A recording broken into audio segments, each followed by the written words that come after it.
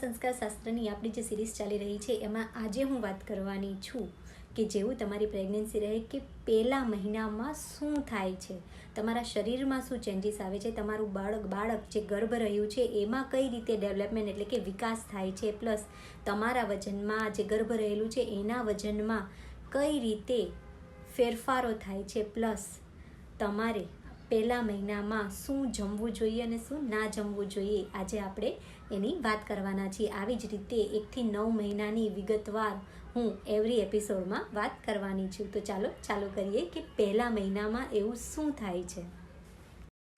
જેવું તમારું ગર્ભ રહે કે તરત એના જ ફર્સ્ટ વીક હોય છે એમાં જે ઓવમ અને સ્પર્મ જે ફર્ટિલાઇઝ થયું ને તમારો જે ગર્ભ રહ્યો છે એ નલિકામાંથી આવીને ધીરે ધીરે તમારા ગર્ભાશયનું જે એન્ડોમેટ્રિયમ એટલે કે તમારી જે દિવાલ હોય છે એને આવીને ચોંટી જાય છે અને આ ફર્સ્ટ વીકમાં એ જે ગર્ભ હોય છે એકદમ દ્રવ સ્વરૂપમાં હોય છે.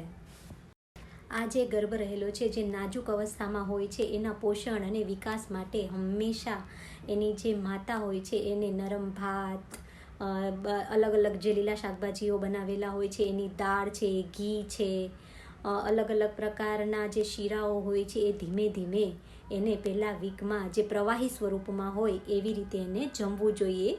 કારણ કે પહેલા વીકમાં જે ગર્ભ રહેલો હોય છે દ્રવ સ્વરૂપમાં હોય છે, દ્રવથી દ્રવની વૃદ્ધિ થાય છે એવું જો સમજીએ આયુર્વેદ પ્રમાણે તો તમારે હંમેશા પ્રવાહી ખોરાક વધારે લેવાની કોશિશ કરવી જોઈએ. તમે વિવિધ સિઝનને લગતા ફળોના જ્યુસ લઈ શકો છો, પ્લસ નારિયેળ પાણી લઈ શકો છો, લીંબુ શરબત લઈ શકો છો. કારણ કે જેવો ગર્ભ રહે છે ફર્સ્ટ વીકમાં ઘણી સ્ત્રીઓને ઉલટા ઉપકી જે નાની નાની ઉપકીઓ આવતી હોય અથવા તો એનો જી મચલાતો હોય એવી તકલીફ થતી હોય છે તો તમે આમળાનો જે પાવડર હોય છે એને ચૂસવા માટે લઈ શકો છો. ધીરે ધીરે તમે જેવી રીતે તમારું જે ગર્ભ રહેલું છે એની સાથે સંકલન સાધશો એટલે તમને જે ઉલટી ઉપકારની તકલીફ છે એ પણ દૂર થઈ જશે. પ્લસ તમારે બેકરી આઇટમને હંમેશા અવોઇડ કરવી જોઈએ. જેવું તમારું ગર્ભ રહે તમારે જેટલી બની શકે એટલી ઓછી બેકરીની જે આઇટમો હોય છે એનો ઉપયોગ કરવો જોઈએ. એટલે હંમેશા તમારે ફર્સ્ટ મંથમાં પ્રવાહી ખોરાક હોય એને વધારે લેવો જોઈએ.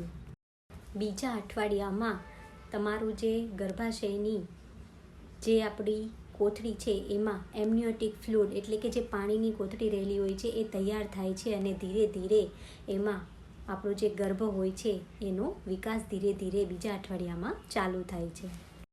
ત્રીજા અને ચોથા અઠવાડિયામાં બાળકના જે મુખનો ભાગ હોય છે એ ધીરે ધીરે ડેવલપ થવાની તૈયારી થાય છે. એમાં હૃદય છે, ફેફસા છે, એના જે નાના નાના જે સ્વરૂપો હોય એમાંથી એનો વિકાસની શરૂઆત થાય છે. અને આ પહેલા મહિના દરમિયાન માતાના વજનમાં ખાસ કોઈ જ ફેર તમને જોવા મળતો નથી કે બાળકનું જે ગર્ભ હોય છે, બાળક જે ગર્ભ સ્વરૂપે રહેલો છે એના વજનમાં પણ કોઈ પણ પ્રકારનો તમને ફેરફાર એટલે કે વધારો જોવા મળશે નહીં. જેવા તમે પહેલાં હતા પ્રેગ્નન્સી પહેલાં એવા જ તમે વજનમાં દેખાઈ રહેશો. આ રીતે ટોટલ ફર્સ્ટ મંથમાં માત્ર બાળકનો આટલો વિકાસ તમને જોવા મળશે અને તમારામાં કંઈ જ પ્રકારનો ફેરફાર જોવા મળશે નહીં. આ વિડીયોમાં મેં શોર્ટમાં તમને સમજાવ્યું કે તમારે શું ના જમવું જોઈએ અને શું જમવું જોઈએ. જો તમારે ડિટેલ વિડીયો જાણવો હોય તો મેં એ પણ લિંક છે જે એ ડિસ્ક્રિપ્શન બોક્સમાં મૂકી આપીશ, જેમાં મેં ડિટેલમાં સમજાવેલું છે કે જ્યારે તમને પ્રેગ્નન્સી રહે ત્યારે તમારે શું જમવું જોઈએ અને શું અવોઇડ કરવું જોઈએ.